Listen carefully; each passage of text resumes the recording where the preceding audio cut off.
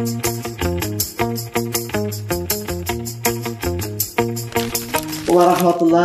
wabarakatuh. Waalaikumsalam warahmatullahi wabarakatuh. Bonjour, selamat sore dan selamat datang di Alliance Française Makassar.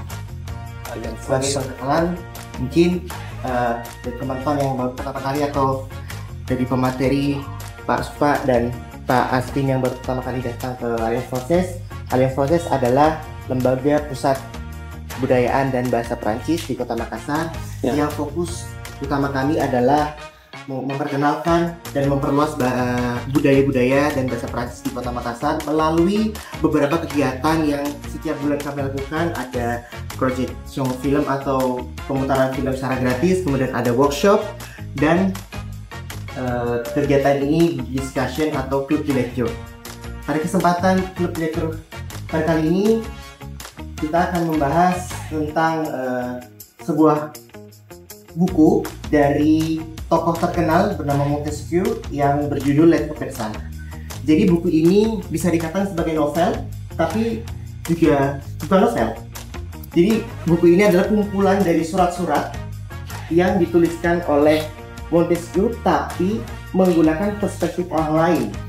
Jadi ada dua tokoh yang dituliskan dalam novel ini, Uzbek dan Rika, yang mereka itu saling mengirimkan surat kepada teman-temannya yang berisi tentang kritikan kepada pemerintah kerajaan Prancis pada waktu itu, dan juga membahas tentang politik, agama, dan sosial budaya yang ada di Prancis pada waktu itu. Nah, yang menariknya adalah di buku ini, itu tadi yang saya sudah katakan, Montesquieu tidak menggunakan dirinya sebagai perspektif tokoh, tapi lebih kepada memakai orang lain untuk menuliskan kritikannya, ya meskipun itu bisa dikatakan adalah tulisannya. Dan juga pada awalnya Montesquieu tidak mau mengakui bahwa Montesquieu yang menulislah novel itu, tapi pada akhirnya Montesquieu mengakui bahwa dialah yang menulis surat-surat itu. Oke.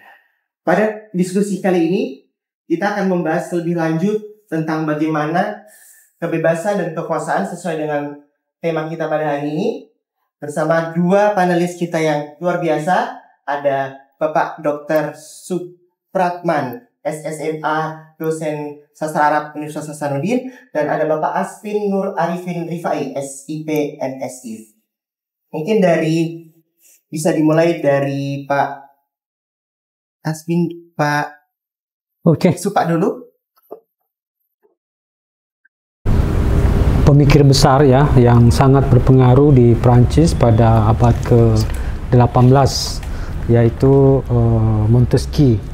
Nah, adapun nama lengkapnya itu nama lengkap dari Montesquieu agak panjang. Charles de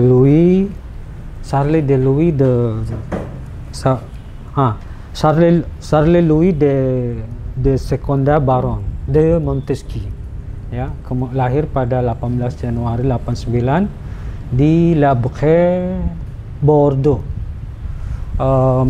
Latar belakang keluarganya, dia adalah ningrat, bangsawan, bapaknya panglima tentara, tapi meninggal ayahnya ketika Montesquieu masih dalam usia 2 tahun. Tetapi karena dia menguasai hampir sebagian besar tanah di bagian Le Brade itu di Bordeaux, dan dia juga mendapat fasilitas untuk memasuki sekolah-sekolah terbaik di Bordeaux itu, ya, sehingga dia menjadi orator yang sangat fasih, pencinta sastra sejak kecil.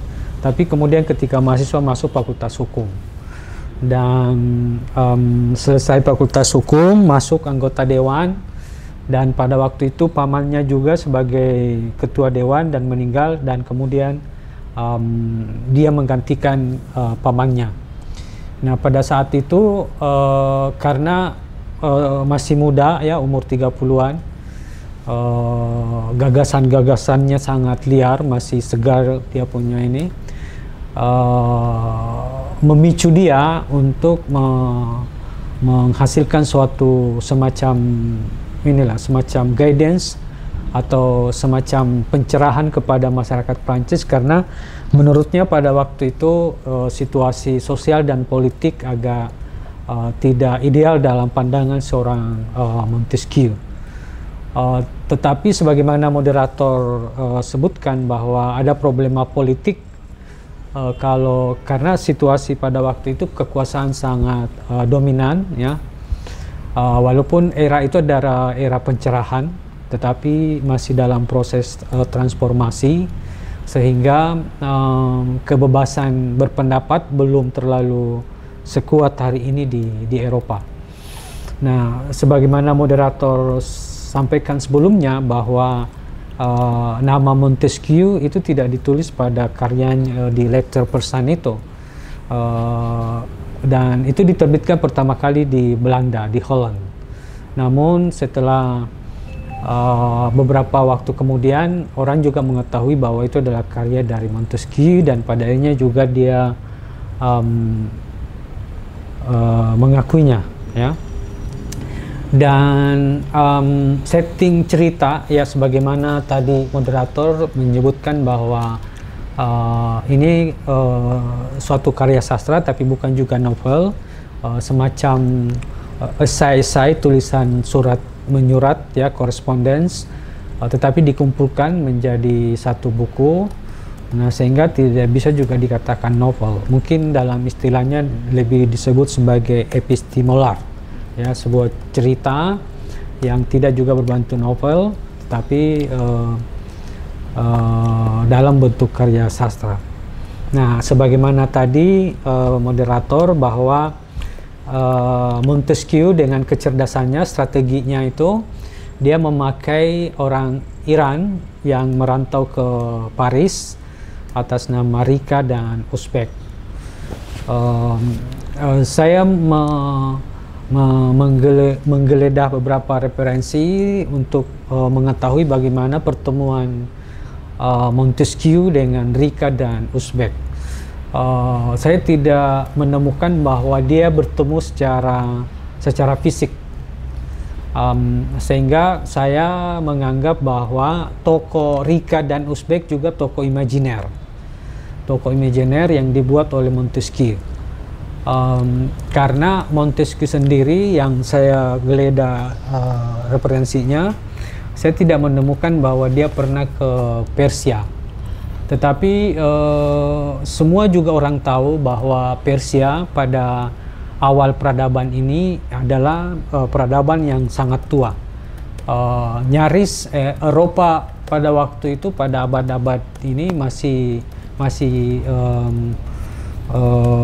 peradaban yang belum maju. Di Persia itu sudah sangat maju. Sehingga ada daerah di Persia yang disebut Esfahan yang punya gelar Nisfi Jahan. Nisfi Jahan itu seperdua dunia, dan seluruh seluruh kaum intelektual di dunia itu merantau ke Esfahan untuk mempelajari berbagai ilmu pengetahuan. Dan salah satu film untuk membuktikan itu pernah dibuat dalam bahasa Jerman, The Medicine, yang kemudian diterjemahkan dalam bahasa Inggris The Medicine, yang menceritakan seorang anak muda dari Inggris pada waktu itu kemudian merantau ke Esfahan untuk belajar ilmu-ilmu kesehatan, karena di daerahnya lagi terjadi penyakit masif. Dan mereka menganggap bahwa penyakit itu semacam kutukan dari Tuhan. Jadi abad-abad itu cara berpikir orang Eropa juga hampir sama dengan cara berpikir masyarakat primitif kita, bahwa ketika ada penyakit itu dianggap sebagai kutukan dari sesuatu yang kuasa. Nah, sang anak ini kemudian melihat ibunya mati, ya, gejala tipes sebetulnya, dan belum bisa diobati, maka kemudian dia mendapatkan berita bahwa ada di negeri timur yang namanya Esfahan. Di situ Ibnu Sina mengajar tentang ilmu kedokteran. Mungkin teman-teman kenal Ibnu Sina pada waktu itu, yang disebut sebagai bapak kedokteran. Sekedar ilustrasi bahwa memang Persia adalah pusat peradaban, ya, pusat peradaban dunia pada waktu itu. Nah, sehingga menurut saya itu juga menjadi satu alasan Montesquieu menjadikan buku kritikan terhadap situasi sosial dan pemerintahan di Prancis pada waktu itu supaya orang gampang mengenalnya, ya, karena Persia dengan sejarah kebesarannya itu dengan mudah didapatkan informasi terkait dengan Persia. Rika dan Uzbek ini bagi saya tokoh imajiner yang dibuat oleh Montesquieu, tetapi harus saya akui juga bahwa Montesquieu juga memang sangat jenius karena pemaparan-pemaparan tentang Persia itu katakanlah memuaskan, ya, memuaskan bagi orang yang tidak pernah bertemu langsung atau tiba di tempat di Persia itu. Jadi Montesquieu hanya mendapatkan referensi membacanya, kemudian mendapatkan informasi dari berbagai penulis-penulis lainnya, dan kemudian dia ekspresikan keluh kesahnya, ya, unek-uneknya dalam bentuk yang sebagaimana kita saksikan di bukunya berupa surat menyurat, ya. Dan surat menyurat ini kemudian membahas berbagai tema, ya, perspektif yang menurut saya itu mewakili situasi pada waktu itu di Prancis. Jadi ada tema tentang pluralisme, ya, ada tema tentang hubungan antara suami istri, artinya ada kritikan sistem patriarki di timur pada waktu itu, bahwa laki-laki begitu dominan dalam semua segmen, dalam semua wilayah-wilayah sosial maupun privat, dan itu menjadi perhatian Montesquieu dalam mengkritik situasi di Prancis kala itu. Saya beberapa catatan saya ada kritikan terhadap masyarakat, ada kemudian pandangan terhadap sosial dan hukum-hukum masyarakat. Kemudian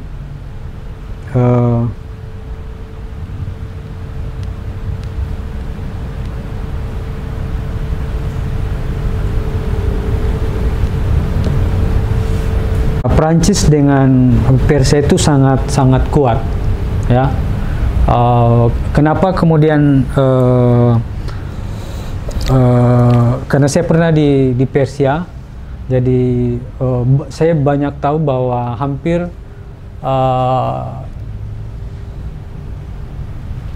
intelektual terkemuka Iran itu kiblatnya ke Prancis. Mungkin pernah dengar Ali Shariati? Ali Shariati, yang bukunya banyak diterjemahkan ke bahasa Indonesia. Ya, bisa di Google Ali Shariati. Dia dapat doktornya di Sorbonne, ya. Kemudian setelah kuliah di situ, dia diinspirasi oleh pemikiran ilmuwan Prancis yang kemudian kembali ke Persia, dan dia menjadi arsitektur pergerakan dan perubahan pola pikir anak muda di Iran, dan itulah yang kemudian melahirkan revolusi Prancis, revolusi Iran. Jadi revolusi Prancis kemudian ditelaah sedemikian rupa oleh Ali Shariati, dan kemudian melahirkan revolusi Iran. Nah, struktur dan tujuan dari buku ini, Montesquieu memanfaatkan untuk menyampaikan gagasannya secara tidak langsung namun tajam. Uzbek dan Rika, dua bangsawan Persia, mengamati realitas sosial politik Prancis, termasuk kehidupan istana, sistem hukum dan peran agama, dan kedudukan perempuan melalui surat yang mereka kirim ke Iran. Melalui metode ini, Montesquieu membandingkan budaya Timur dan Barat serta mengajak pembaca Prancis merenungkan kebiasaan mereka sendiri. Jadi Montesquieu menggunakan tokoh Uzbek ini untuk menulis tentang situasi di Persia, tapi kemudian dia tuangkan dalam buku itu, dan harapannya masyarakat Prancis bisa mengambil pelajaran dari itu dan membandingkan antara budaya Timur dan budaya Barat. Dan buku itu kritik terhadap otoritarianisme, ya. Jadi buku Le Teposan ini salah satu itemnya adalah mengkritik otoritarianisme.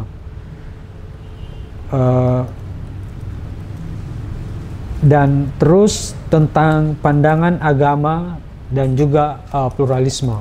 Jadi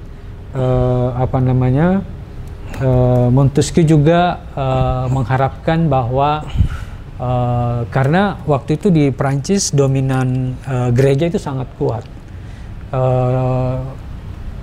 Siapapun yang tidak akrab dengan gereja itu tidak bisa menempati posisi-posisi penting di Prancis, dan cenderung gereja ini menjadi dominan begitu kuat dalam mempengaruhi situasi sosial dan politik di Prancis. Nah, sehingga Montesquieu mencoba mengkritik itu, dan itu kritikannya tidak secara langsung. Dia menggunakan tokoh tadi, Uzbek dan Rika. Tapi Uzbek ini bercerita tentang situasi di Persia. Dia tidak cerita di Prancis, dia cerita bagaimana situasi di ini. Jadi Uzbek bercerita tentang keagamaan di Persia yang plural, karena di situ ada di Persia itu agama pertamanya itu Zoroaster. Pernah dengar Zoroaster, ya? Yang sangat dikagumi oleh Nietzsche. Nietzsche itu filosof Jerman, tapi kemudian Nietzsche juga mendapat inspirasi yang kuat dari Nabi Zoroaster ini, sehingga Nietzsche membuat buku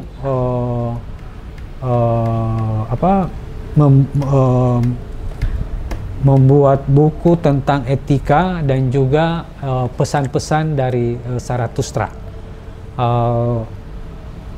Dan Nietzsche menjadi seorang filosof yang kemudian sampai menyebut Tuhan telah mati itu ketika mendapat bacaan tentang agama Zoroaster ini. Nah, itu agama kuno di Persia, Zoroaster. Dan terus juga Kristen juga itu salah satu pusatnya di Esfahan. Dan terus Yahudi, kelompok Yahudi juga banyak, dan pusatnya itu di salah satu provinsi namanya Yazd. Di situ kaum Yahudi banyak. Dan pernah suatu masa ketika kaum Yahudi ini ditangkap dan hendak dihukum, yang menyelamatkan adalah Raja Persia, dan diberilah tempat di Yazd itu. Ya, waktu kekuasaan di Mesopotamia atau pada zaman tertentu di Irak, beberapa kelompok Yahudi hampir dihukum mati, tapi kemudian Raja Persia menyelamatkannya dan menempatkan di salah satu provinsi di Yazd.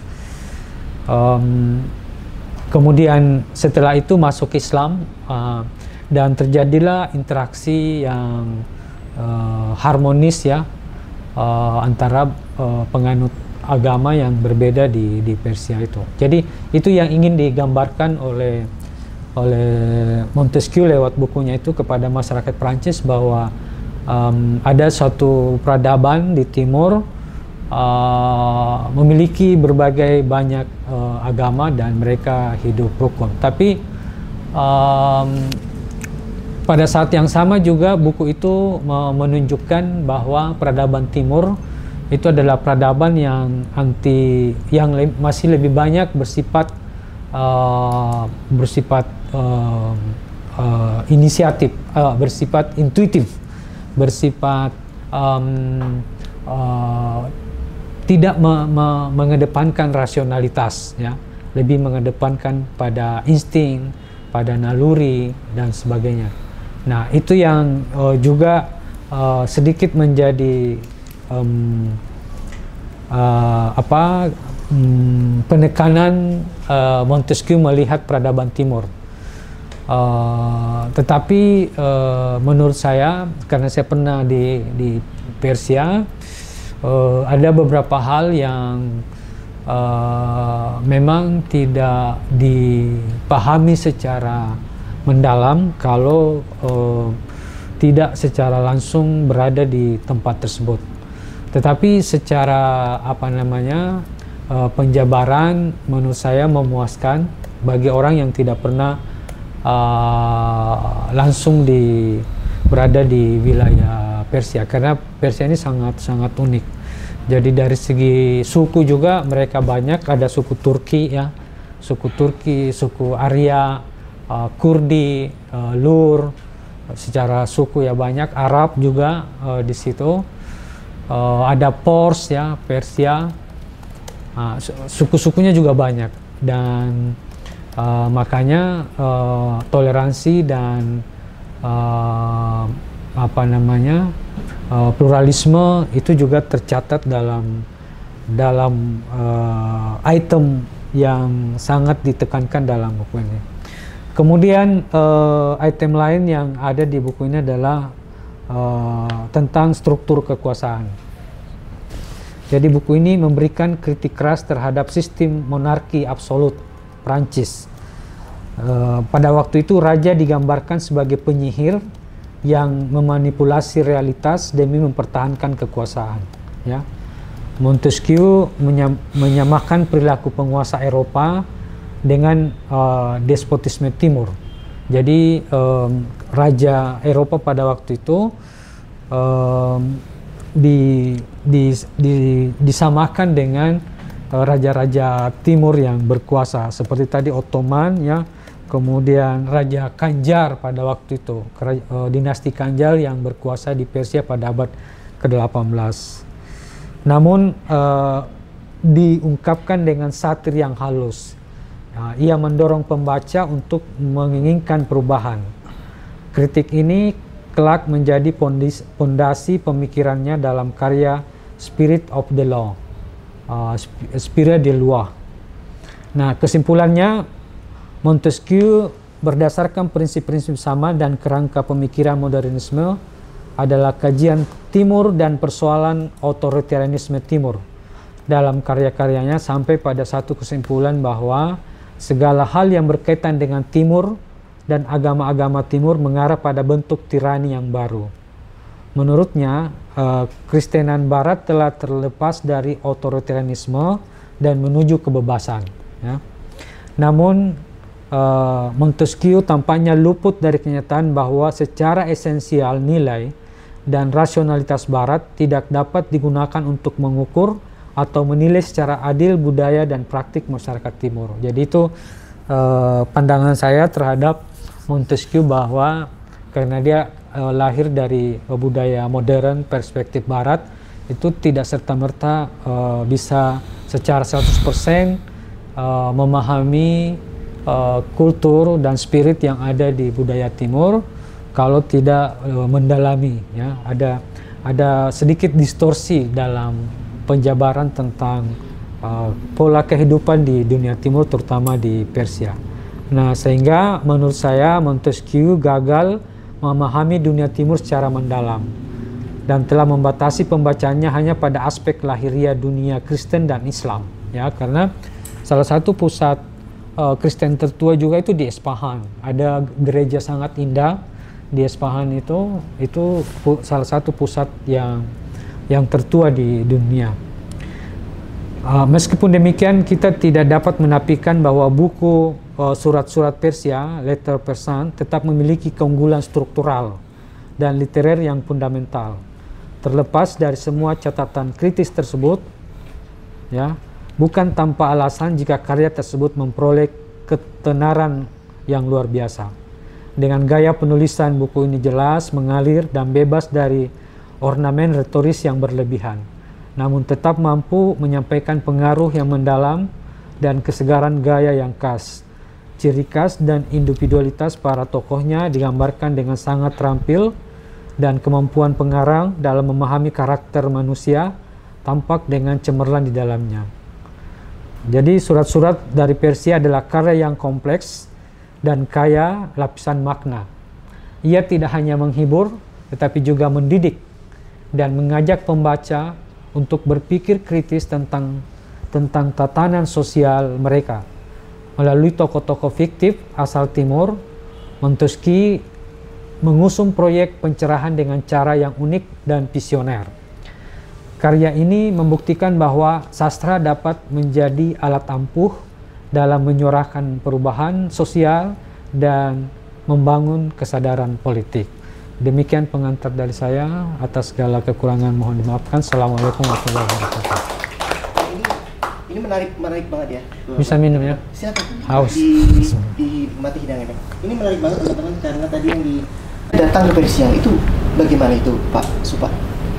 Ya, itulah menurut saya satu kecerdasan, kecemerlangan dari seorang Montesquieu, dan dia mendapatkan referensi. Dia pernah ke Italia dan dia masuk di perpustakaan, di situ lengkap pada waktu mudanya. Di situ dia mendapatkan referensi dan ditambah dengan cerita-cerita 1001 malam, ya, beberapa kisah-kisah yang sudah terkenal, ya, sudah bestseller di Eropa pada waktu itu. Dan apa namanya, itulah yang memicu seorang Montesquieu mendalami budaya-budaya Timur. Nah, dan ya, sebagaimana kita tahu bahwa dia adalah orang kaya, kemudian juga penguasa, dan dia orang cerdas, punya kegelisahan yang sangat besar, dia orang tercerahkan.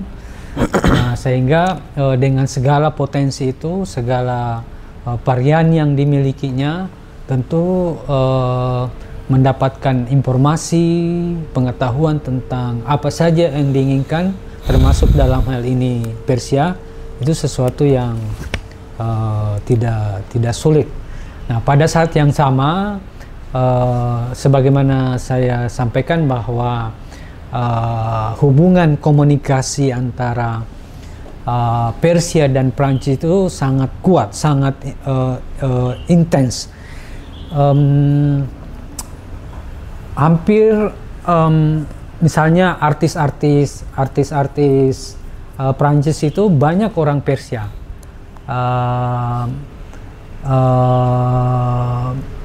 Salah satu itu Sanas namanya, itu sangat terkenal di Prancis.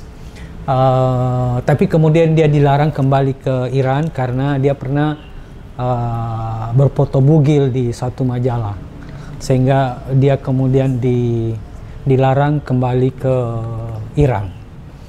Terus kalau kalian kenal Imam Khomeini ketika diasingkan itu dia diasingkan di Prancis. dan saya lupa nama kotanya ya. Dan masyarakat pada waktu itu sangat akrab dengan Imam Khomeini. Pola hidup masyarakat di Iran itu rujukan pola hidupnya adalah Prancis. Jadi misalnya kalau kita bilang ini bahan ini kalau dia menunjukkan produk yang berkualitas, itu mereknya pasti Paris apa dan sebagainya. Terus gaya Paris apa dan sebagainya. Jadi begitu dekatnya sebetulnya secara budaya dan intelektual antara Prancis dengan Persia. Nah, makanya menurut saya tidaklah mengherankan kalau seorang Montesquieu itu punya ketertarikan yang sangat kuat tentang budaya Persia, karena Persia ini sangat terkenal pada zaman itu. Dia dianggap sebagai taman surgawi. Nah, di dunia ini yang dianggap suatu masyarakat atau bangsa yang memiliki kemampuan mendesain tamannya dan seolah-olah dianggap sebagai surga ketika mereka mengolahnya, itu adalah orang Iran. Jadi kalau orang Iran membuat taman itu membuat orang betah, tidak nyaman sekali di tempat itu, karena dia memadukan antara unsur air dan sebagainya. Dianggap sebagai, dia seolah-olah ciptakan seperti surgawi. Nah, sehingga Al-Quran itu menggambarkan surga seperti Al-Quran itu menyebut surga dengan Firdaus. Firdaus itu bahasa Persia. Jadi ada beberapa kosakata dalam Arab itu dari Persia, dan salah satu diantaranya adalah Firdaus, Taman Firdaus. Itu dari bahasa Persia. Nah, kalau kalian dengar nama Firdausi, salah satu tokoh sastrawan legenda di Persia, nah itu namanya Firdausi. Firdausi itu surga. Kemudian Al-Quran menyebut surga itu Firdausi karena memang di Iran itu kemampuan membuat taman itu sangat unggul. Gunung-gunung di sana dibuat menjadi taman surga. Di Iran sebetulnya adalah negara yang tandus, tapi karena rasa seninya yang sangat tinggi, maka gunung-gunung itu disulap menjadi taman yang sangat indah. Sehingga kalau musim panas, mereka tidak tinggal di rumah mereka, dia tinggal di alam terbuka dan tidur di situ karena taman gunung itu menjadi indah. Nah, kalau teman-teman ke Iran pada musim panas, maka teman-teman bisa melihat taman-taman itu penuh dengan orang yang sampai di situ bermalam. Nanti jam 9 baru kembali ke rumahnya karena sangat panas, dan mereka juga senang memang dengan alam terbuka. Nah, saya ingin menggambarkan bahwa pada era-era itu Persia memang sangat terkenal. Sebagaimana saya sebutkan bahwa pada zaman itu Eropa pun masih berkiblat ke Esfahan. Nah, coba Google film The Medicine itu tadi, itu gambarannya bahkan Inggris, London itu masih dianggap sebagai negara primitif karena semacam penyakit dianggap sebagai kutukan, dan waktu itu dia mengunggulkan untuk mengobati itu semacam, kalau kita disebut dukun ya, dan dia memanggil tokoh-tokoh sihir seperti itu karena dianggap itu adalah kutukan. Nah, cuma pada waktu itu dalam ceritanya karena kematian ibunya seorang anak muda itu, maka dia berambisi mencari pengobatan, dan ada orang yang bercerita bahwa kamu pergi ke negeri Esfahan untuk menuntut ilmu pengetahuan. Jadi begitu saya kira ya, karena ada intensitas hubungan budaya yang tinggi, intelektual, kemudian ditambah dengan history dan segala hal yang melingkupi Persia dengan kebesarannya. Pada saat yang sama memang Montesquieu dipenuhi segala indikator. Dia orang kaya, dia orang cerdas, dia penguasa yang dengan segala faktor tersebut memungkinkan untuk mendapatkan informasi yang banyak tentang peradaban Persia. Saya kira itu. Bisa dikatakan privilege seorang Ya. yang kaya juga ya Pak ya, jadi kaya jadi punya privilege untuk mengakses semua pendidikan dan pengetahuan dimanapun berada. Kita berikan tepuk tangan dulu buat materi yang luar biasa. Selanjutnya ada pemateri selanjutnya Bapak Asfi, kami persilakan. Itu karya monumentalnya berjudul Surat-Surat dari Persia, ya. Mungkin teman-teman sering mendengar nama ini dalam literatur politik dan hukum, di mana ia bersanding sebagai pemikir politik yang cukup radikal yang berupaya untuk memisahkan kekuasaan sekaligus juga menyeimbangkan kekuasaan.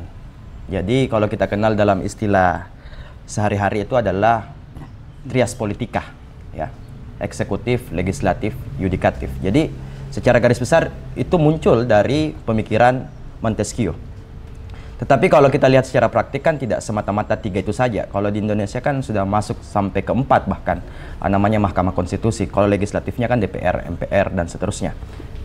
Eksekutifnya adalah presiden itu sendiri. Jadi ketika kita bicara tentang trias politika itu kan biasanya merujuk kepada satu buku yang tersohornya berjudul Jiwa Undang-Undang atau The Spirit of Law, ya, kalau nggak salah. Kasih. Nah, tetapi ada satu juga karya yang tidak bisa kita lupakan, yakni Surat-Surat dari Persia. Yang sebenarnya buku ini, tulisan ini merupakan sebuah roman yang menceritakan ya secara korespondensi surat menyurat antara dua tokoh penting yang bernama Uzbek dan Arika, yang dimana dua orang ini melakukan pelesiran ke Prancis, ya, Prancis untuk melihat secara sungguh-sungguh tentang bagaimana peradaban Barat itu sendiri. Yang kemudian banyak orang akan melihat secara terus terang dalam karya Montesquieu itu akan berkesimpulan bahwa dua tokoh ini sebenarnya mewakili kritik atau satire secara halus Montesquieu terhadap 3 hal sekaligus. Pertama adalah tentang kekuasaan absolut raja atau yang kita sebut dengan despotisme. Yang kedua dengan absolutisme gereja atau kekuasaan pemuka agama. Yang ketiga adalah dehumanisasi manusia, yang dimana dia melihat ada 3 kecenderungan di situ.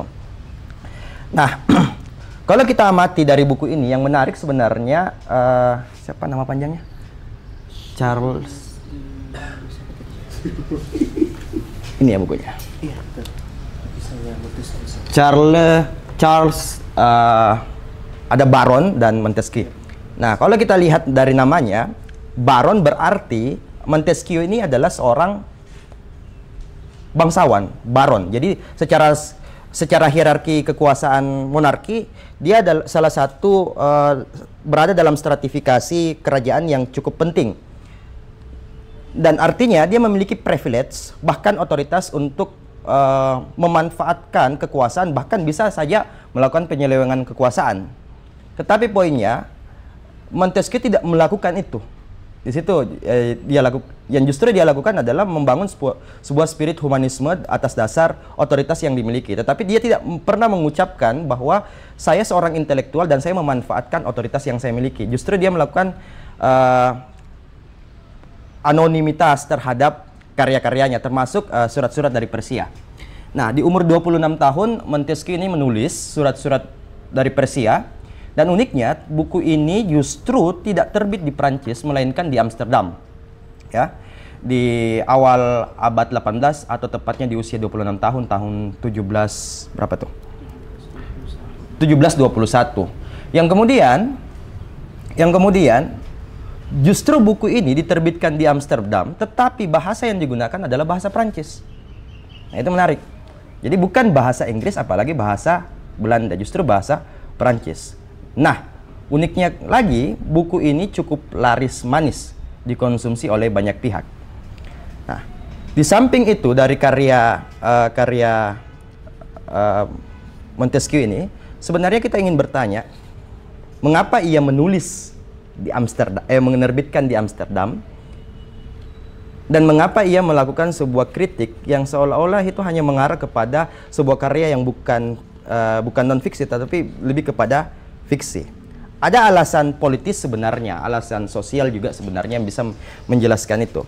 Tetapi sebelum saya masuk kepada ranah pemikirannya, saya mau mulai dulu dalam pengantar sebenarnya tentang hubungan Montesquieu ini dalam konteks Renaissance, karena supaya kita bisa mengetahui atau mengidentifikasi kenapa sih Montesquieu ini bisa seradikal itu berpikir dalam konteks dia bisa dalam posisinya sebagai seorang bangsawan, tapi tiba-tiba dia mau melakukan tindakan yang radikal, ingin menghapus potensi monarki yang despotik, bahkan bercita-cita untuk mengarah kepada republik.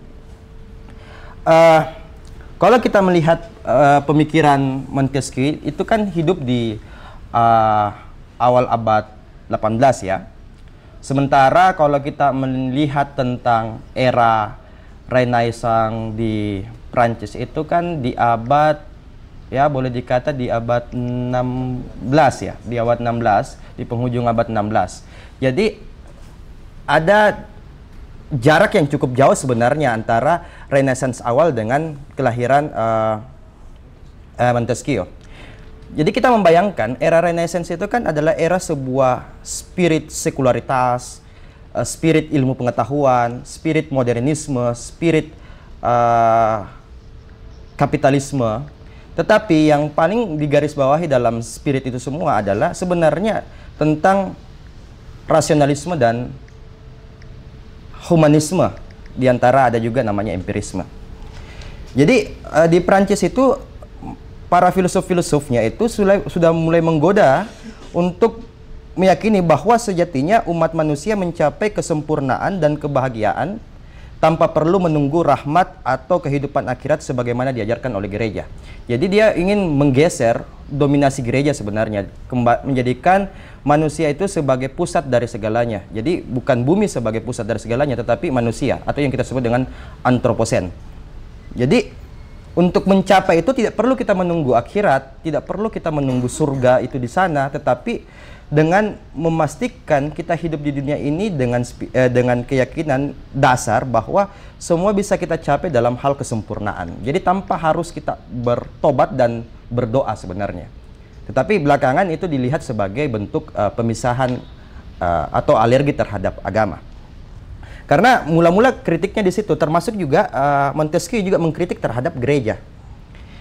Jadi spirit tentang pencerahan di Prancis itu yang kita kenal dengan Saint-Jean, yakni kebahagiaan adalah sebuah gagasan baru di Eropa yang kemudian dia meletakkan istilah kebahagiaan itu adalah puncak dari peradaban itu sendiri. Itu tujuan yang dianggap tadinya transenden, itu sesuatu yang harus dicapai secara materialistis.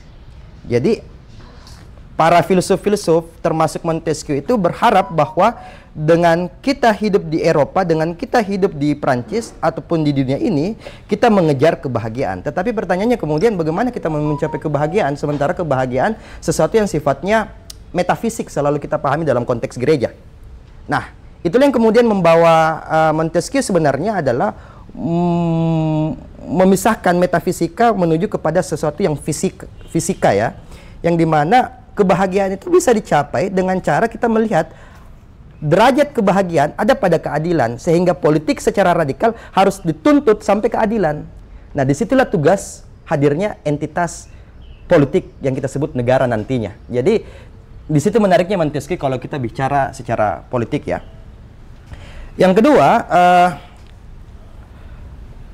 keutamaan dari pemikiran Montesquieu saya lihat adalah dia mengajak kita untuk selalu mengedepankan dan mengumandangkan rasio dan keutamaan moral. Jadi jangan kita melihatnya, dia adalah seorang sekularis mencoba untuk memisahkan secara tajam antara gereja dengan negara. Tetapi dia mau melihat bahwa kita beragama tetap juga dalam posisi mengedepankan nilai moral. Jadi kalau bahasa sekarang kan kemanusiaan di atas agama mungkin ya. Humanity above religion. Nah, abad 18 awal Montesquieu sudah berpikir itu. Yang dimana Montesquieu tidak semata-mata muncul pemikirannya seperti itu, tetapi dipengaruhi oleh banyak tokoh Prancis sebelumnya. Salah satunya adalah René Descartes, ya toh? Yang kedua adalah Pierre Bayle yang menghasut para filsuf untuk selalu skeptis. Kalau René Descartes kan aku berpikir maka aku ada. Ya? Aku berpikir maka aku berpikir maka aku ada. Dia lebih kepada rasionalisme. Nah, kira-kira begitu. Jadi apa itu rasionalisme? Rumit untuk menjelaskan itu, tapi setidaknya saya bisa menggambarkan secara sederhana saja. Rasionalisme itu adalah kepercayaan pada kekuatan akal budi manusia. Semuanya di sini. Jadi aku berpikir maka aku ada, berarti René Descartes mau bilang bahwa keberadaan kita ada di sini. Ketika kita berpikir. Kenapa harus berpikir? Karena fungsi berpikir itu telah dipinggirkan oleh gereja. Waktu di abad ke-8. Orang berpikir, tetapi berpikirnya tidak penuh. Atau bisa kita katakan semu. Nah, berpikir itu adalah mencoba untuk mengembalikan manusia untuk mempertanyakan hal itu. Kenapa harus begini? Kenapa bumi itu tidak bulat? Sementara klaim gereja, bumi itu datar. Ya toh? Itu yang dihasut oleh René Descartes yang kemudian ternyata menginspirasi Montesquieu belakangan, tetapi tidak pada konteks melanjutkan seluruh pemikirannya René Descartes, tetapi menggunakan metode berpikirnya dalam memahami politik dan juga hukum itu sendiri. Yang kedua, penolakan terhadap tradisi, dogma dan otoritas sebagaimana yang diajukan oleh Pierre Bayle, yang kemudian ternyata itu juga dilakukan oleh Montesquieu dalam karya khususnya berjudul Surat-surat dari Persia. Ya, jadi kalau kita lihat surat-surat dari Persia, di banyak orang mungkin akan mengatakan itu adalah bentuk satire yang dilakukan oleh Montesquieu terhadap rezim kekuasaan yang ada di Prancis. Tetapi justru saya sebaliknya melihatnya bahwa yang dilakukan oleh Montesquieu dalam menulis surat-surat dari Persia itu adalah dia melakukan kritik tajam kepada dua hal sekaligus, dimensi yang berbeda antara barat dan timur. Kan kalau kita secara sekilas, secara deskriptif melihatnya ke barat, dalam arti kritik Montesquieu melalui Rika dan Uzbek itu terhadap rezim Louis XIV, kira-kira begitu kan? Tetapi sebenarnya melalui dua tokoh ini, dia juga mau kritik kepada tokoh ini. Ternyata peradaban timur itu juga despotik. Despotiknya di mana? Dia tidak melihat despotiknya kepada kekuasaan negara, tetapi kekuasaan subjek. Nah, itu. Kekuasaan subjek itu maksudnya bagaimana? Seorang laki-laki punya istri, ya, Uzbek ya, punya istri 4, selirnya banyak, atau yang kita sebut dengan harem, ya. Haremnya banyak. Jadi itu memperlihatkan kedudukan laki-laki di timur itu dalam tanda kutip, ya meskipun itu sangat keliru dan bias juga. Jadi dia mempersoalkan peradaban timur ini juga tertinggal.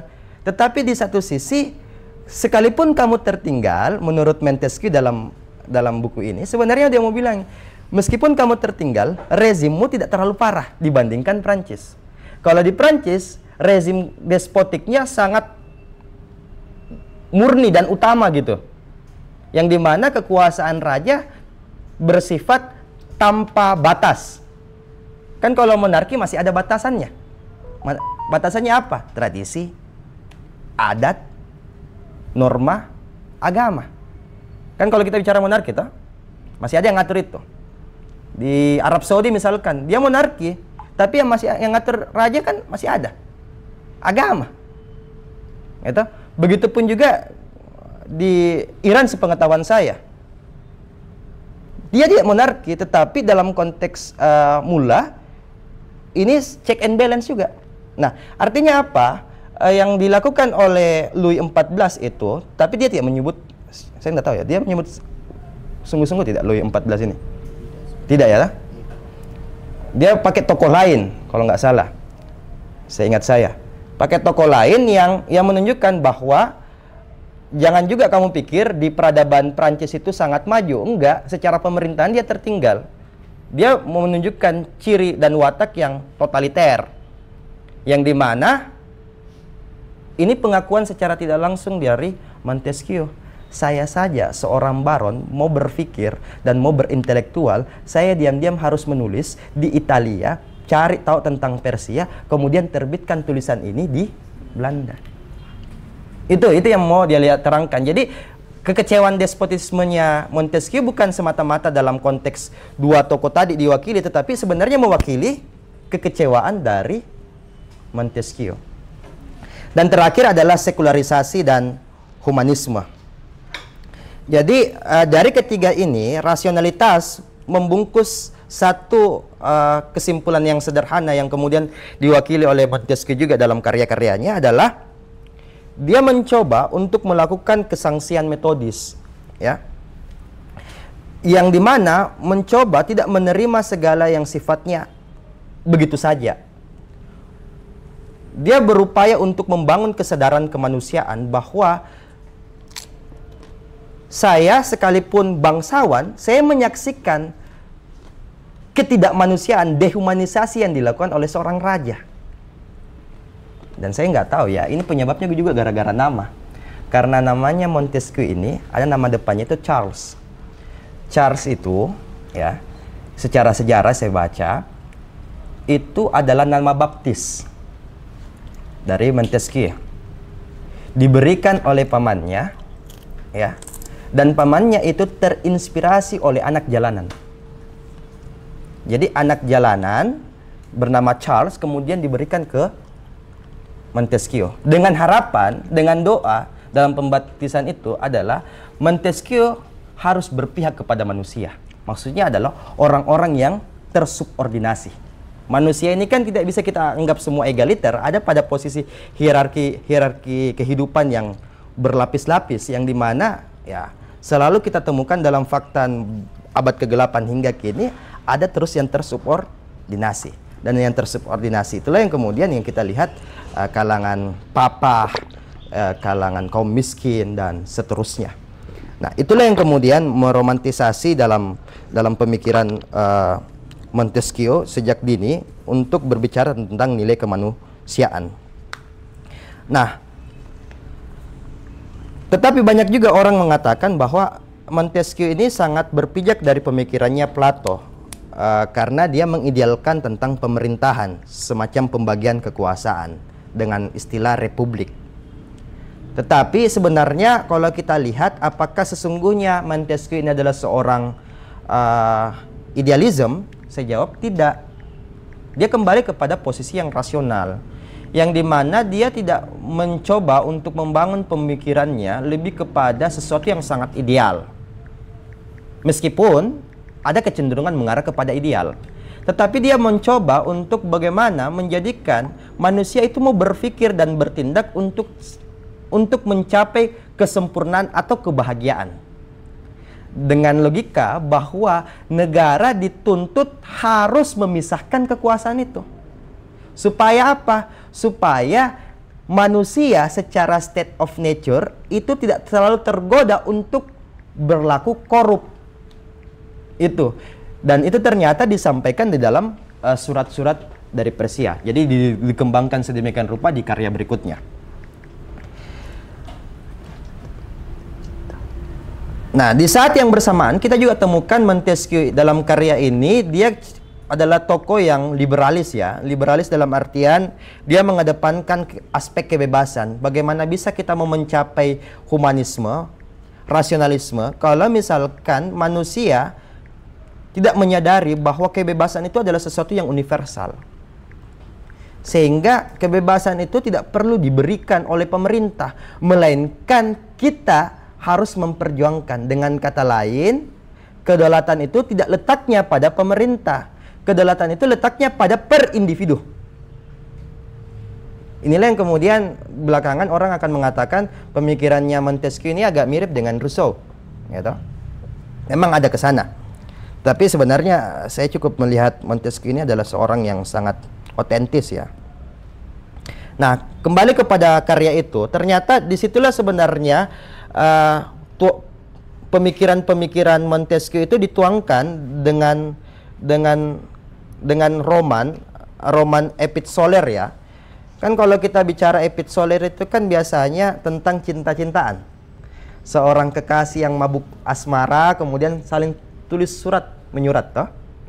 Tapi bedanya surat-surat Persia ini bukan tentang soal cinta-cintaan, tetapi soal tentang pengalaman-pengalaman dua tokoh ini berbicara tentang Prancis. Jadi lebih kepada roman yang terdiri dari 161 surat, tetapi secara otentik aslinya itu 150 surat, tetapi dikembangkan oleh setelah Montesquieu itu menjadi 161 tahun 1721 di Amsterdam. Nah, pertanyaannya kemudian kenapa justru tidak menggunakan namanya sebagai penulis? Ya jawabannya sederhana. Dia melakukan autokritik kalau misalkan dia menulis namanya. Maksudnya autokritik kemana? Ke dirinya sendiri. Karena dia seorang bangsawan. Ketika dia mengkritik Raja Louis, sama artinya dia mengkritik dirinya sendiri. Sama dia mengkritik orang tuanya. Sama saja mengkritik keluarga-keluarganya. Sebagai kalangan aristokrat. Nah, dan kenapa di Belanda? Ya karena di Belanda waktu itu ya cukup mengalami musim semila dalam iklim intelektual. Jadi cukup bebas dalam hal menerbitkan karya-karya. Nah, oleh sebab itu banyak juga karya pemikir-pemikir Prancis di eranya Montesquieu juga melakukan hal yang serupa. Sebelum Montesquieu misalkan Voltaire, Diderot itu juga melakukan hal yang serupa. Bahkan Voltaire dengan Montesquieu ini agak mirip juga dalam hal karya. Karena Voltaire juga menuliskan roman yang serupa merepresentasikan sebuah tokoh untuk mengkritik Prancis. Jadi kalau Voltaire kan menggunakan tokoh dari Amerika yang polos, masyarakat orang Amerika yang polos untuk memberikan kritik terhadap kebiasaan adat istiadat bangsa Eropa ataupun Prancis. Nah, itu juga sama dilakukan oleh Montesquieu. Tapi bedanya apa? Montesquieu datang melihat Prancis dari sudut pandang orang Timur. Jadi dia lebih kepada, jadi ada sisi yang kita bisa katakan bahwa Montesquieu ini sebenarnya seorang orientalis, tetapi tidak sepenuhnya juga. Karena kadangkala juga Montesquieu bisa masuk dalam kategori yang apa ya? Yang superioritas, memperlihatkan seolah-olah Prancis itu harus menjadi contoh juga pada dasarnya dalam konteks kebudayaan itu yang kalau kita baca baik-baik. Karena ada kecenderungannya dia mau mengatakan bahwa bangsa Muslim juga dalam tanda kutip Utsmani itu desposit juga, tapi dia nggak pernah mengetahui secara sungguh-sungguh tentang kesultanan itu. Jadi dia hanya mendengar dalam literatur-literatur, membaca dari literatur-literatur semata. Nah, dari dua tokoh ini mengamati budaya, politik, agama, dan gaya hidup. Surat 1-23 bercerita tentang perjalanan Uzbek dan Rika melewati banyak negara dengan budaya yang beragam dari Ispahan sampai ke Paris. Kemudian di surat 24-146 dimulai dari kedatangan Uzbek dan Rika di Prancis dan bercerita permasalahan tentang Prancis dan seputar kehidupan kepemimpinan Louis XIV. Nah, di surat 147 sampai 150 atau 161 itu bercerita tentang kekacauan-kekacauan agama, gereja, absolutisme raja, dan juga gaya hidup masyarakat Paris. Nah, dibalik dari itu, apa yang bisa kita renungkan dan pahami secara deskriptif sebenarnya kalau dalam membaca karya ini? Montesquieu ini kan cukup piawai menggabungkan otentitas ide dan kompleksitas karya. Ia membicarakan masalah baru berupa teori dan pembaruan ide politis, di mana karya ini menyodorkan satu konsep penting untuk kita pahami secara sederhana, yakni kekuasaan. Jadi kekuasaan yang kita baca dalam literatur modern itu kan rumit-rumitnya minta ampun. Montesquieu menyederhanakan jauh sebelum datangnya pemikir-pemikir modern, pasca modern. Yang dia sederhanakan tentang kekuasaan itu tidak semata-mata dianggap seperti Laswell misalkan, bagaimana mempengaruhi, bagaimana mengontrol atau mengendalikan. Montesquieu justru menggunakan tokoh Uzbek itu sebagai tokoh yang patriarkis, tetapi sadar untuk mengejar ilmu pengetahuan, pandai dalam konteks tertentu. Dia memperlihatkan ada persona kuasa yang dimainkan oleh Uzbek sebenarnya, dan dia di situ konsep kekuasaan bisa dijelaskan secara implisit. Jadi di situ, kecenderungan kekuasaan yang bermain di wilayah dalam konteks Uzbek ini adalah kecenderungan pemerintah despotik itu dalam pemahaman Uzbek itu adalah menentang keras kritik. Jadi kalau ada pemerintah yang mulai menentang kritik, nah sudah mengarah kepada despotisme atau kekuasaan yang absolut. Yang kedua, menjadi oportunis tanpa ampun. Dalam kata lain, ini adalah kecenderungan korup atau sifat korup. Menganggap keuntungan pribadi lebih penting daripada moralitas. Yang kelima, bertindak secara sewenang-wenang. Yang berikutnya adalah melakukan kendali teror, manajemen teror, dan sebagainya.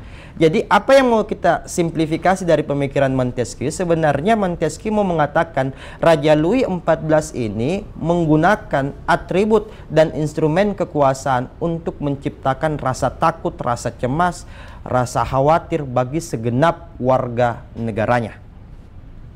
Ketika warga negaranya sudah tidak mau lagi memberikan kritik, hujatan, dan sebagainya, maka disitulah legitimasi Raja Louis XIV menggunakan dalil atas nama negara, atas nama monarki, sah untuk melakukan kekerasan, atau yang kita sebut dalam adigum tersohor Prancis itu l'état c'est moi, I am the state, I am the king.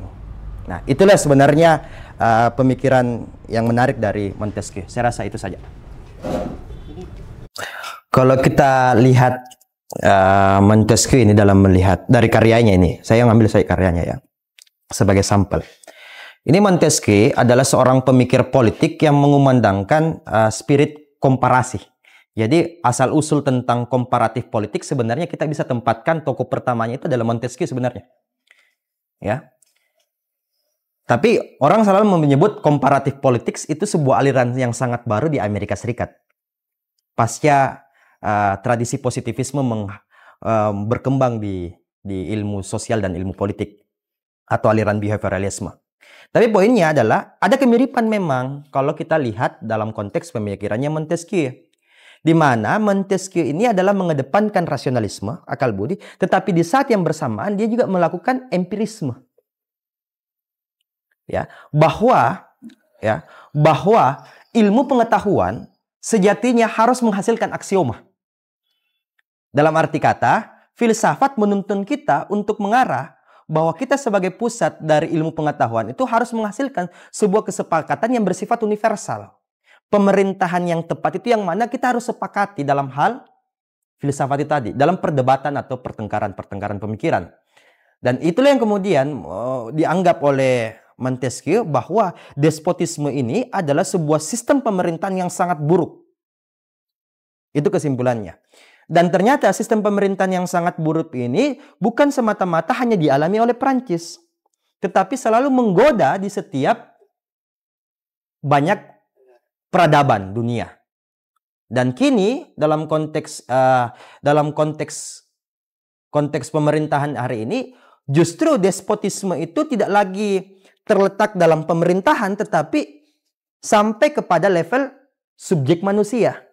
Jadi secara tidak langsung Montesquieu mau bilang despotisme itu tidak semata-mata ada pada wilayah yuridiksi pemerintahan, tetapi juga pada bagian kehidupan kita sehari-hari. Seperti yang diungkapkan dalam konteks cerita ini tentang Uzbek. Uzbek ini adalah seseorang bangsawan, ya, pangeran yang dimana dia dilihat oleh si penulis bahwa dia memiliki istri 4 dan banyak selir, dan selirnya atau haremnya itu ditempatkan di satu istana yang megah dan tidak boleh diakses oleh siapapun kecuali si laki-laki itu.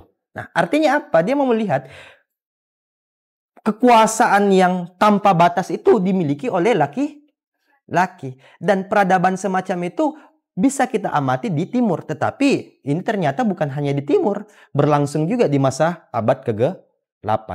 Nah, itu satu indikasi yang menunjukkan bahwa ada upaya Montesquieu untuk melakukan sebuah komparasi peradaban. Tetapi dalam komparasi ini ternyata ada yang keliru. Kelirunya di mana? Ternyata basis data dari seorang empiris seperti Montesquieu ini sangat-sangat lemah. Kenapa? Karena dia menjelaskan, ya meskipun ini non-fiksi, tetapi fiksi, tapi kita bisa mengurai alur berpikir dari Montesquieu. Dia berharap bahwa apa yang saya tuliskan ini fakta. Memang fakta waktu itu, tapi fakta yang sepotong. Sepotongnya bagaimana? Dia melihat bahwa kesimpulannya bahwa peradaban yang maju itu ada pada konteks Eropa, dalam konteks itu. Tetapi ketertinggalan non-Eropa justru disebabkan oleh kolonialisme yang dilakukan para baron-baron itu, para bangsawan-bangsawan itu di Afrika. Ya toh?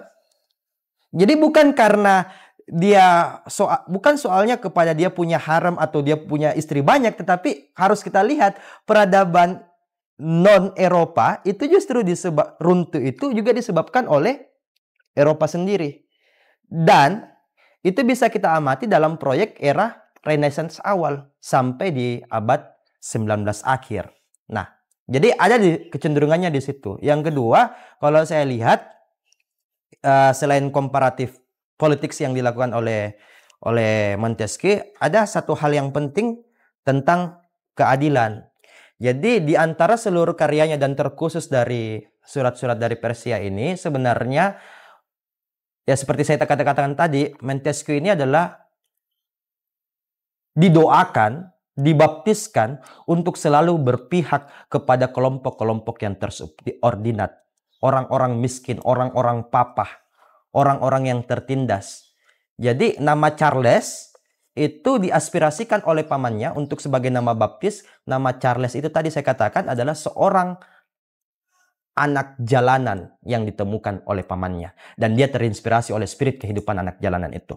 Dan agar Montesquieu juga berpihak kepada orang-orang yang tertindas. Nah, tertindas ini siapa? Nah, di sinilah yang kemudian dia lihat, oh ternyata tertindas itu bukan dalam konteks orang miskin, sekelompok orang miskin, tetapi itu menyangkut tentang rakyat. Kok sampai ke situ berpikirnya Montesquieu?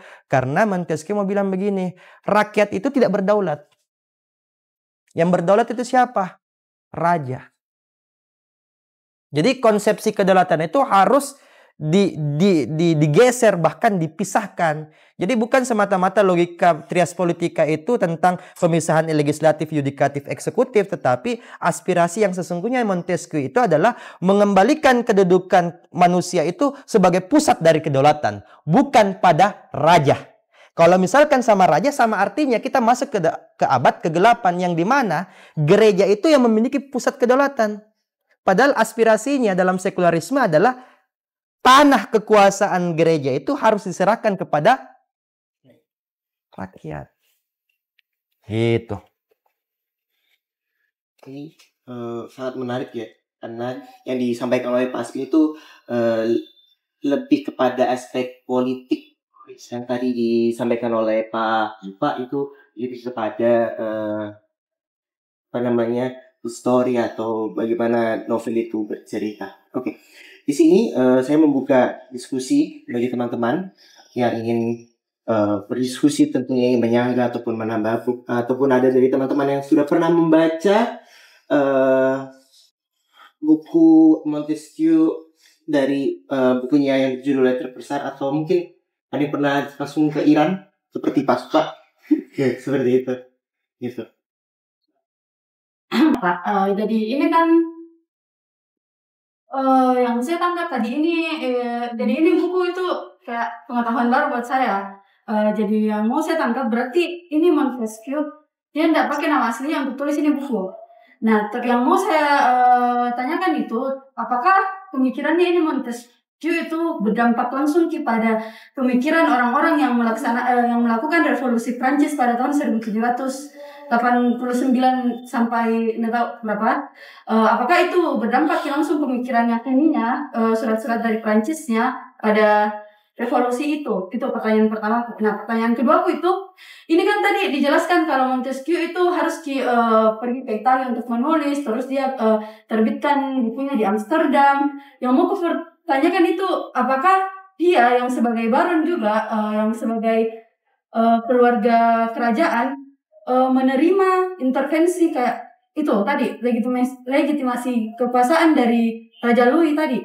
Apakah dia yang notabene-nya juga sudah keluarga kerajaan nih, maksudnya aristokrat nih, tapi masih menerima gitu intervensi dari raja, sampai-sampai dia harus menyamarkan namanya, pergi ke Italia untuk menulis dan menerbitkannya di Amsterdam? Itu yang saya pertanyakan. Apakah dia tidak punya hak untuk mengkritik? Kan iya tadi Pak Aswin tadi bilang berarti dia melakukan dong autokritik di dalam keluarganya, dirinya. Nah ini apakah itu juga disebabkan oleh monarki absolut yang ada pada saat itu? Jadi dia tidak bisa juga mengkritik kerajaan atau Raja Louis pada saat itu. Terima kasih.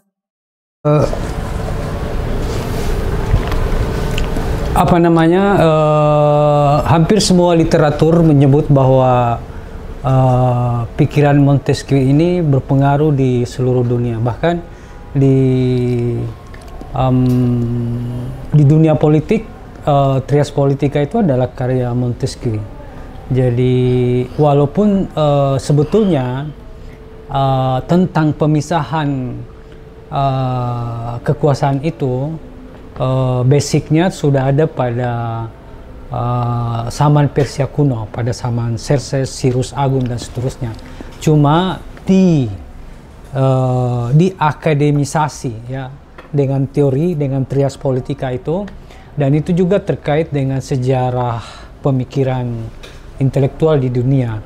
Karena menurut saya ada sebuah manipulasi sejarah dalam keilmuan, bahwa semua teori-teori modern, baik dalam hal pemerintahan, sosial, hukum dan sebagainya, itu seolah-olah dinisbatkan secara keseluruhan ke ilmuwan barat, termasuk dalam hal ini Montesquieu. Padahal kita tahu Montesquieu itu kemudian diinspirasi oleh peradaban-peradaban timur, terutama Persia itu, dan bukti letter person ini menunjukkan bahwa Timur punya kualifikasi untuk dijadikan sebagai sebuah rujukan, sebagai sebuah inspirasi. Tapi kaitan itu tidak bisa dipungkiri hari ini bahwa hampir seluruh dunia yang memakai pemisahan-pemisahan kekuasaan itu sumbernya dari Trias Politica Montesquieu itu. Jadi bahwa berpengaruh ke revolusi Prancis, ya tentu saja. Jangankan revolusi Prancis, di seluruh dunia saja pikiran Montesquieu ini diterima, bahkan dilaksanakan. Di Indonesia juga begitu. Orang menyebut demokrasi ya tidak lain daripada pembagian kekuasaan yang rumusannya adalah Trias Politica. Tentang penyamaran, saya kira itu strategi. Karena pada zaman itu sebagaimana di referensi menyebut bahwa kerajaan dan gereja pada saat itu sangat dominan. Dan saya kira kalau teman-teman juga misalnya mengingat kisah Galileo Galilei yang kemudian harus digantung karena berpendapat beda dengan gereja, terus juga misalnya Socrates yang harus minum racun karena berbeda dengan kerajaan. Seperti itulah suasananya, bahwa ada kekuasaan yang begitu dominan sehingga orang ketika ingin menyampaikan pikiran yang berbeda dengan kekuasaan harus memiliki strategi. Bahwasanya dia juga bangsawan, dia juga ningrat. Dalam hierarki kekuasaan itu kan di kerajaan itu bertingkat-tingkat, dan saya kira raja itu adalah juga manifestasi dari suara gereja. Jadi ada kesatuan antara gereja dengan kekuasaan pada waktu itu. Nah, sehingga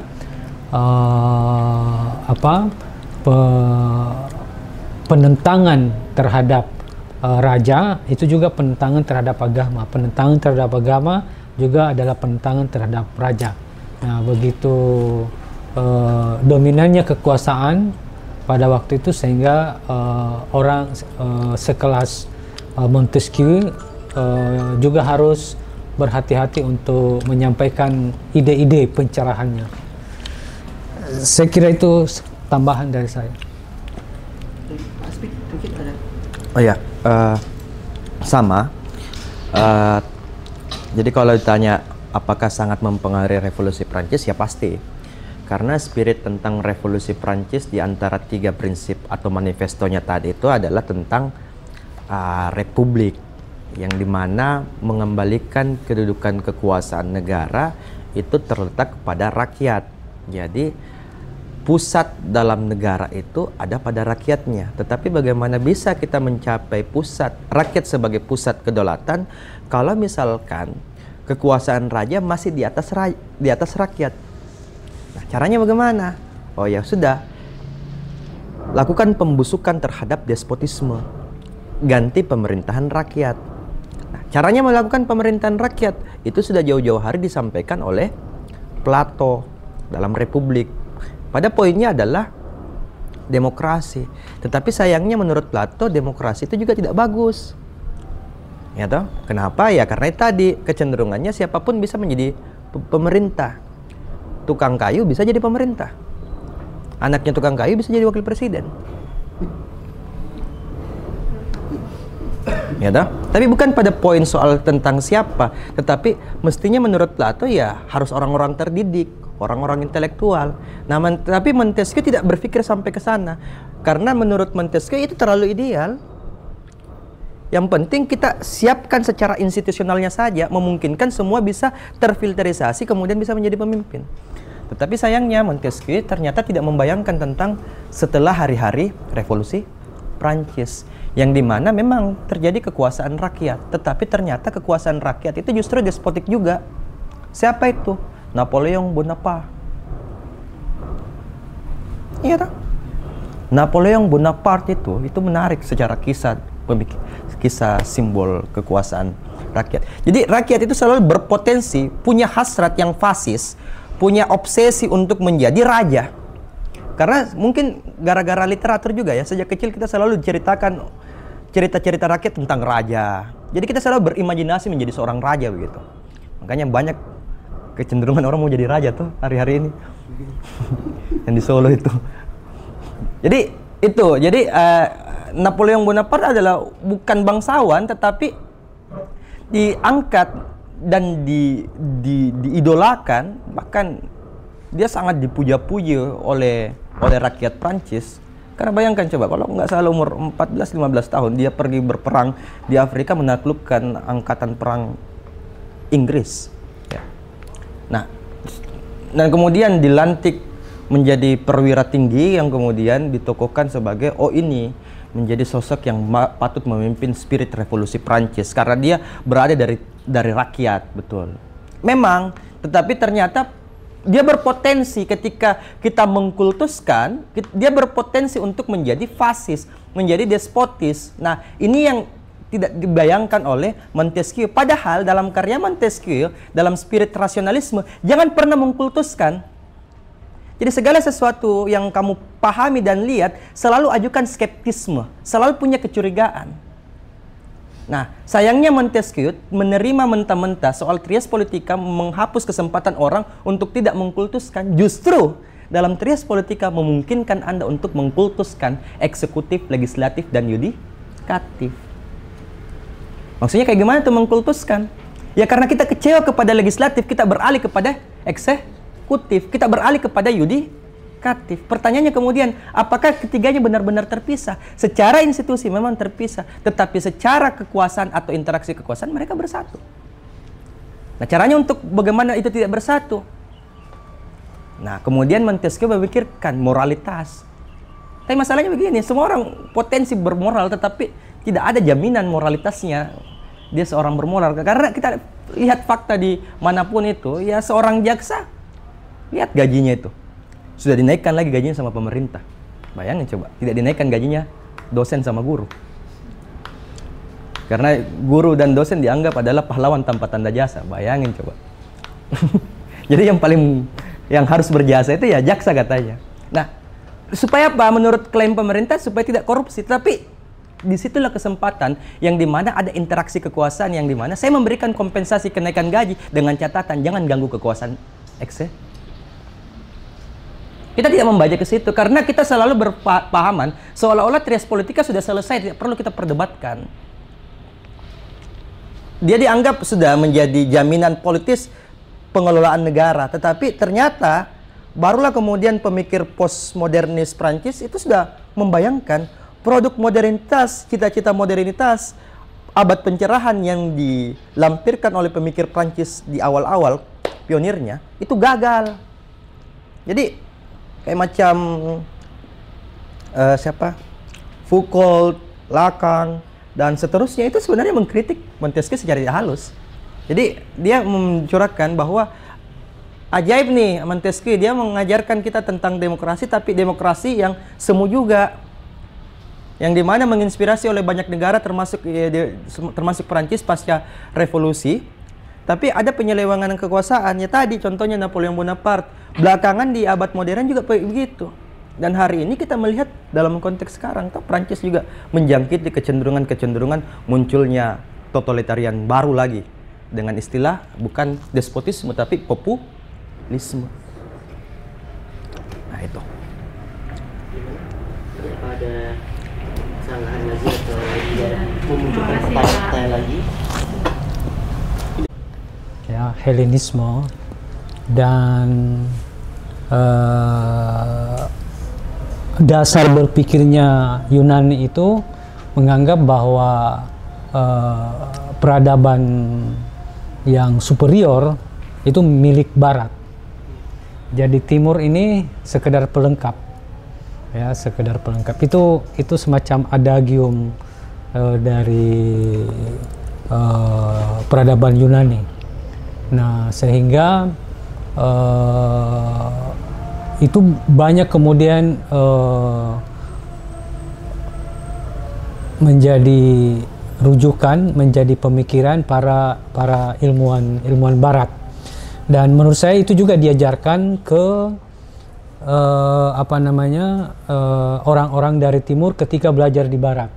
Nah, sehingga banyak orang-orang di Indonesia misalnya ketika pulang dari Barat itu seolah-olah merendahkan Timur, merendahkan semua di Indonesia, merendahkan semua Malaysia, semuanya dari Barat. Jadi mau diapa, itu cara berpikir Barat bahwa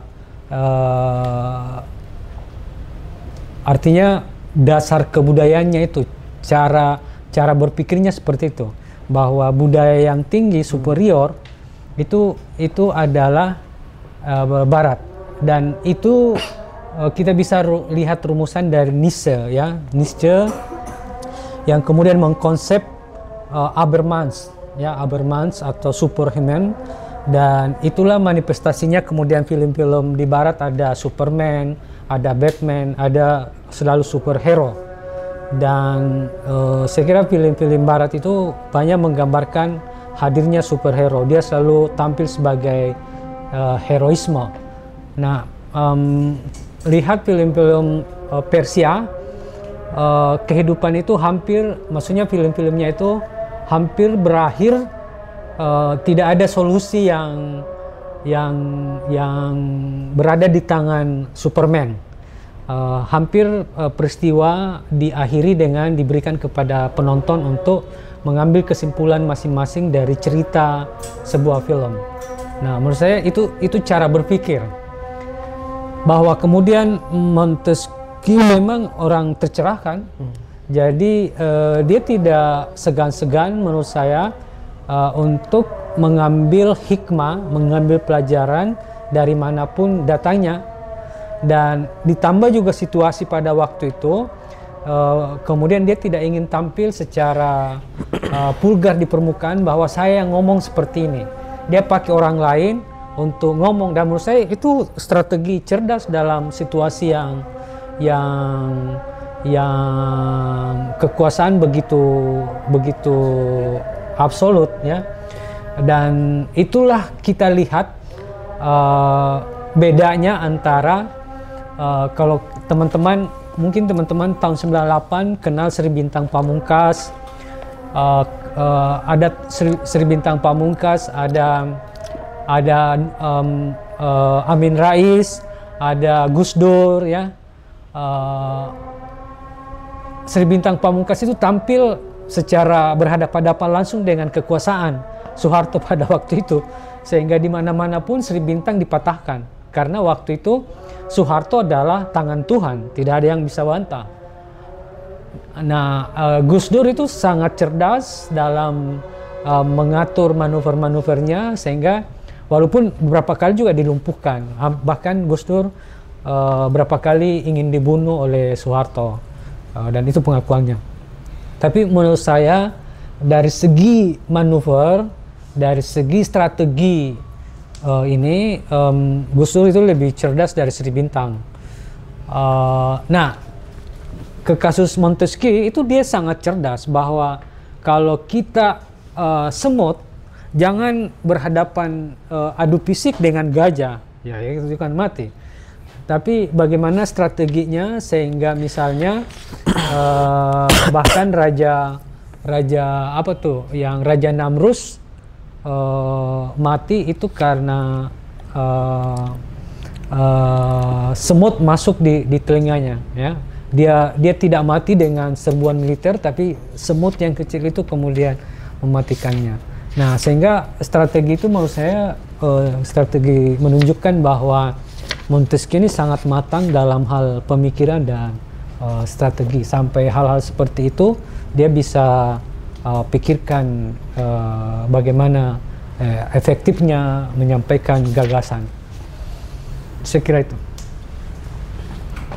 Lalu Pak Aspin, Bisa misalkan koersivitas dilakukan sepanjang non-koersif tidak begitu berhasil. Barulah pengerahan tentara misalnya. Nah, waktu itu seperti itu di dalam suasana Prancis yang dimana tanpa ada non-koersif, koersifnya dilakukan. Dan apa yang paling cacat dalam konteks itu dari segala kehidupan? Ya dalam urusan intelektualitas. Padahal kan mimpinya abad Renaissance adalah menghilangkan monopoli absolutisme gereja, mengalihkan kepada raja. Tapi sebaliknya, raja justru menjadi Tuhan yang baru. Jadi itu bisa dibayangkan misalkan tentang bagaimana kerajaan gereja itu bersebelahan dengan raja dalam proses pelantikan. Jadi mahkota raja itu dari pemuka agama gereja menyerahkan ke raja. Jadi ada simbol yang nyata kita perlihatkan bahwa dulu yang pegang mahkota itu adalah gereja.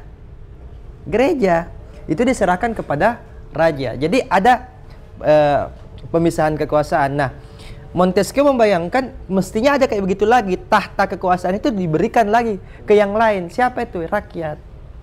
Tapi sayangnya tidak secampai itu dalam konteks Prancis di awal-awal pasca revolusi Prancis, ya. Jadi butuh waktu yang cukup panjang untuk merenungkan kembali tentang bagaimana kesahihan pemikiran Montesquieu ini. Jadi kalau mau dibilang apa yang bisa disimpulkan, ya kayak bagaimana suasana waktu itu ya despotik. Sampai-sampai 9 tahun kalau nggak salah itu semua para penulis-penulis, sastrawan-sastrawan, pemikir-pemikir Prancis itu menggunakan Anonymous dalam setiap karyanya. 9 tahun. Jadi 9 tahun raja tiba-tiba punya undang-undang yang tidak boleh ada yang memproduksi pengetahuan. Jadi bayangkan 9 tahun itu adalah zaman yang sangat kosong dalam ilmu pengetahuan. Jadi produksi karya di masa itu boleh dikatakan berhenti di Prancis. Yang terjadi justru di luar Prancis. Tetapi yang menulis adalah orang Prancis sendiri. Ya, bedanya apa kalau kita singgung tadi ke timur? Disinilah sebenarnya orang barat harus berterima kasih kepada orang timur. Kenapa? Ya karena orang timur lah yang seperti di dalam Abbasid misalnya, yang bersungguh-sungguh mengajarkan kembali orang-orang Eropa keluar dari kebodohan. Dengan cara apa? Ya mentranslasi karya-karya Yunani kuno masuk ke Arabik, Persian dan Eropa itu ya bangsa-bangsa timur. Ya. Jadi tapi tidak ada kesan waktu itu yang dibangun secara superioritasan.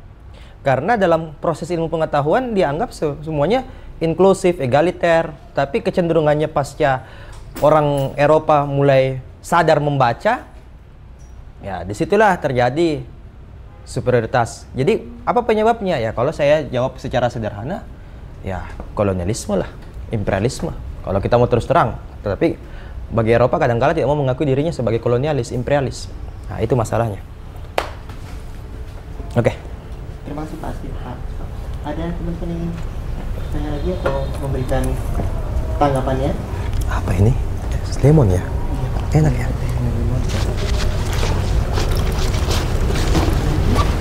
Dari teman-teman LDRH mungkin ada yang menanggapi?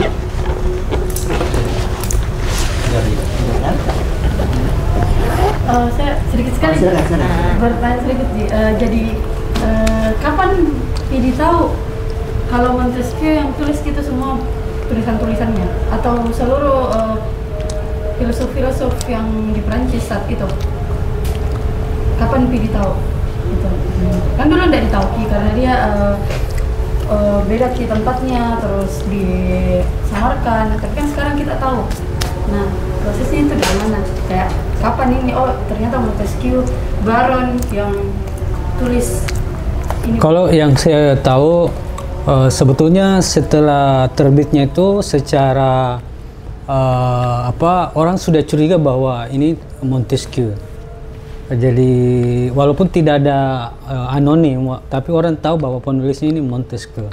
Nah nanti kondisi memungkinkan baru Montesquieu juga mengakui bahwa dia menyampaikan secara terbuka bahwa itu adalah karyanya. Jadi secara persisnya kapan deklarasi pengakuan saya belum dapat, tapi yang saya tahu bahwa para intelektual ya, para ini sudah tahu. Karena kalau orang penulis itu sebetulnya punya cara tersendiri menulis, dia punya genre. Misalnya ya Gunawan Muhammad, kalau dia tidak pakai namanya, dia menulis, saya tahu bahwa ini Gunawan Muhammad yang menulis. Dengan kalimat-kalimat singkat, kemudian semacam narasi, ya penggambaran begitu detail, pengetahuan sejarah, kemudian cenderung memberikan gugatan, itu ciri dari Gunawan Muhammad. Terus Cak Non, M. H. Ainun Najib, ini juga punya gaya. Siapa penulis-penulis Indonesia yang terkenal? Siapa yang novelis perempuan? Laila. Terus Ayu Utami, itu punya genre masing-masing tanpa punya nama. Kalau orang sudah itu pasti ketahuan bahwa ini tulisannya ini. Nah seperti itulah orang mengenal karisma seorang Montesquieu. Dengan gaya penulisannya orang tahu wawasannya. Jadi pada saat diterbitkan pun orang sudah tahu bahwa itu Montesquieu. Tapi saya belum dapat referensi tahun berapa dia mengatakan secara terbuka itu saya tidak tahu. Ya, sama seperti itu. Jadi saya juga kurang paham persisnya, tetapi ya pasti kalau kita lihat kemungkinannya yang paling mungkin dia sudah mulai mengakui dirinya sebagai penulis ya ketika misalkan kekuasaan despotik ini mulai semakin mengalami pembusukan, kira-kira begitu. Jadi itu menjadi sebagai momentum. Sama halnya ketika kalau tadi disampaikan oleh Bapak bahwa munculnya ini kan kalau Gunawan Muhammad menulis kritik-kritik zaman Orde Baru kan tidak terang-terangan begitu. Melalui catatan pinggir, dia menarasikan tentang pemikiran-pemikiran Barat itu kayak gimana, melakukan kritik seperti itu juga. Misalkan juga siapa ya tokoh-tokoh Max Havelaar, ya toh, Malta Tuli, ya itu kan ada dalam suasana semacam itu. Jadi cara mengetahui dan menganggap bahwa dia sebagai kesana ya spekulasi juga. Bisa saja kita curiga, bisa saja yang mengembangkan narasinya yang menulis itu justru dari siapa? Dari Montesquieu juga. Kita tidak tahu dalam konteks itu, kita hanya berandai-andai. Kalau misalkan dia juga yang memproduksi wacana menghasut orang-orang pelajar bilang, ya nulis kayaknya tuh Montesquieu. Padahal melalui teman-temannya sendiri, sahabat-sahabat penanya.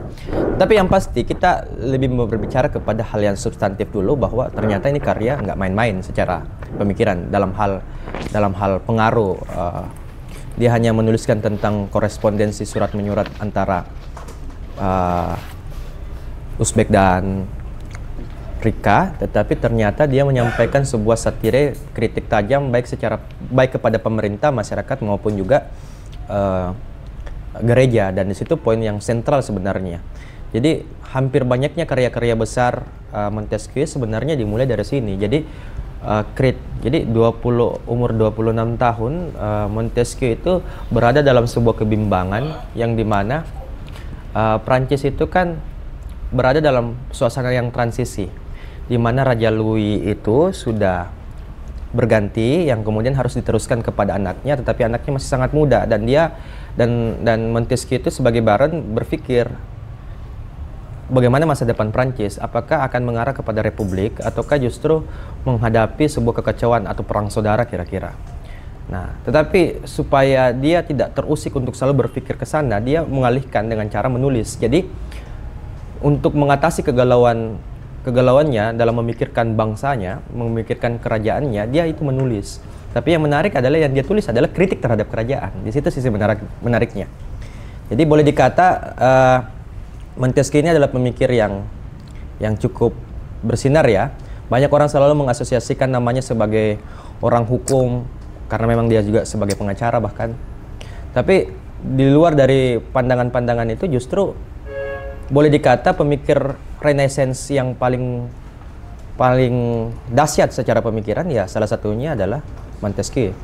Jadi boleh dikatakan Montesquieu ini adalah seorang bapak sosiologis sebelum Auguste Comte. Jadi dia yang memulai tentang spirit rasionalisme, empirisme jauh sebelum dimulai oleh Auguste Comte dan juga beberapa tokoh-tokoh lainnya. Tapi di saat yang bersamaan ya posisinya, coba misalkan Montesquieu bukan orang kerajaan, ya bisa kita bayangkan dia tidak bermain di wilayah satire, dia langsung belak-belakan saja, ya seperti yang dilakukan Nietzsche dan sebagainya.